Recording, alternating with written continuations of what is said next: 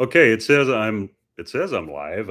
Hopefully you can hear me. If you I just wanted to do a really quick video. I'd forgotten it has been just a crazy year in a very good way. In a very good way. The bees are looking good.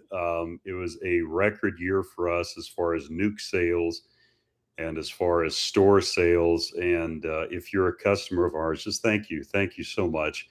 And please know that one thing I have been feeling uh, bad about, I guess, if you want to use that expression, is that I haven't been able to post more regular videos as far as what we're doing in the bee yards and everything. But it's just been so blazing busy. And I'm sure many of you, if not most of you, understand it's just the nature of agriculture and the nature, too, of just beekeeping. But we'll hopefully do a few more videos here in the next little while that are more than just me talking. But something that I am seeing and that I'm going to go out on a little bit of a limb and predict, even though there's really not much risk to be predicting it. I'm seeing a pretty steady honey flow just going in because, the maples this year in our area, we're in Rochester, Washington. So Western Washington, just south of Olympia, Washington, about 20 miles. We had an incredible maple flow, and that is starting to wrap up. And now the low level or low, what do they call them? The native blackberries, what they call low lying blackberries or whatever, are starting to bloom. And so what we're seeing is just pretty well a continual honey flow that started about 3 weeks ago, which has been great because we've been doing splits and making nukes and things like that. And so it's been great for that. And one of the things that we did differently in our own operation this year is we requeened everything when we were down in California. And two of the primary reasons for that, there's probably more, but I'm just talking off the top of my head here, was first of all, for us to all have young stock across the board, all 20, 23 queens. And then also gives us a brood break so that we could be really aggressive, get them super clean from mites. And then also, too, this year's queens, new queens, have less tendency to swarm. But even with that dynamic of all of our queens being this year, 2023, and they're really great queens. I'm really happy with Andy Mixa, Miksa. I'm not sure if I'm saying that right, out of Florida. He overnights queen cells to us. Pretty awesome. Um, Anyways, bees are looking really good, really great, actually, for that matter.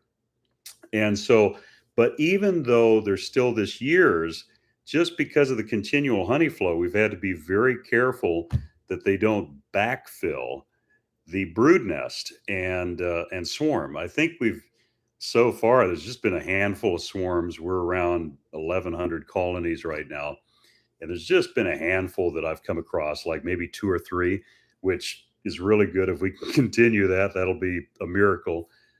But whatever the case, what backfilling looks like, if you're not familiar with it, and the reason you want to be careful of it is even if you just got your nuke a couple of weeks ago, if you're not giving them enough room and they backfill, and what that looks like is you'll pick up a brood frame and you'll see eggs, you'll see larvae, but then any empty cell, you'll see nectar. And it'll just kind of be across the whole frame. You have brood and nectar, and it'll all kind of be mixed up. Versus, when the nest is really well organized, you'll have brood, and then you'll have pollen. Usually a little bit of pollen, then the nectar or honey. And so, if you're seeing the backfilling like that, just be really cognizant of making sure they have space. And a couple of really good ways to do that is checkerboarding. So let's say you've got your 5 frames from your original nuke that you installed and they're expanding and you see backfilling, separate and, okay, say this is frame 1 and 2 of the nuke, that you installed in the deep box. Frame 1 and 2, separate between 2 and 3, and put a frame of foundation or of drawn comb. But especially when they have a flow like this, if you use foundation, it just gives them extra. stuff to work on, and which is really good. So, frame one and two from the original nuke, frame of foundation or comb, number three of the original nuke, and then another frame of drawn comb or foundation. And you can, if your box is full of bees, you can put in four frames of that foundation, checkerboarding it like that, alternating it. And then those extra frames that you pulled, maybe they have brood on them or whatever, can go into a second super, or a third super for that matter. The only thing I would suggest is if you're moving brood frames up into a new box, shake them off, just because you don't want to run the risk of you accidentally putting the queen up in a second super or second box. Really isn't that critical, but if you put her up on a third box, it's a slight possibility that she may get trapped up there as they're bringing in the honey, and so you want to always try and keep her down to the bottom boxes. So shake any brood frames off before you're transferring them up to the top. Hopefully this is helpful to you. I really, from what I'm seeing, and those of you, we've lived here for about 9 years. Those of you who have been here a lot longer can correct. I'd be interested actually in your feedback on this. But from what I'm seeing, short of us getting a major heat wave or something along those lines, this could be a really impressive honey crop. The biggest thing is just that things don't dry out. But the low-lying native blackberries are blooming now, and then we're going to have the Himalayans probably kick off here in the next week and a half, 2 weeks, which is another really big honey flow. So just hang in there. Unless you're wanting to make more bees, uh, hopefully you can hear me because I just noticed this. No, okay, I don't think I had it muted. Unless you're wanting to make more bees, then obviously split your bees. But if you're not, this is a time. And man, we had some nukes left over that were jam packed, and each one of them had swarm cells. But unfortunately, I forgot my phone at home. Would have been a perfect video. But just remember that if your bees look like they're swarming, if you found swarm cells, what you need to do is take each frame, shake the bees off, and check for swarm cells and destroy those cells. Now, a really good question that arises is, how do I know if they haven't swarmed already? And I would say probably, I think probably the best way to tell, and once again, this is just kind of off the top of my head, is if your hive is still just really jam packed with bees. If you have got tons of brood, but even with between the frames and everything, the bees just kind of look a little more sparse and kind of spread out, chances are good that they've swarmed already. But and then you want to leave obviously a cell. But even uh, here again, if you gain value out of this, I'll keep talking. But there again, you can take advantage of that and do splits with the cells. Take a double brood box that's swarmed, but you still have a good population of bees. You've still got 4 or 5 frames with swarm cells.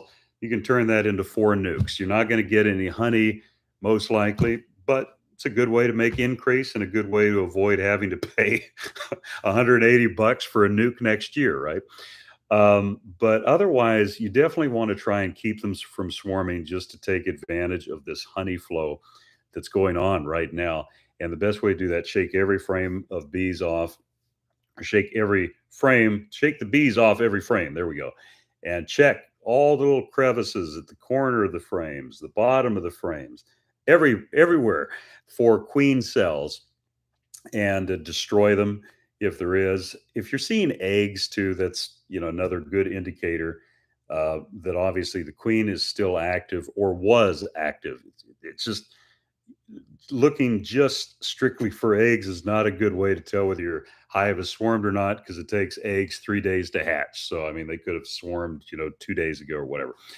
But anyways, hopefully that's helpful to you. Yeah, shake the bees off, destroy all the swarm cells if you're wanting to prevent them from swarming. Do the checkerboarding, just give them lots of space. You can move brood frames up to a new super. And by the way, within the next couple of days, we just got them in, but we just have to get them to the store. within the next couple of days, we'll have some medium supers painted with frames available at the store there, as well as deeps painted with frames as well. So, anyway, thank you all for listening to me talk. Hopefully, this was helpful to you, and we'll do some more, a little bit more engaging, entertaining videos here as time goes on. Take care.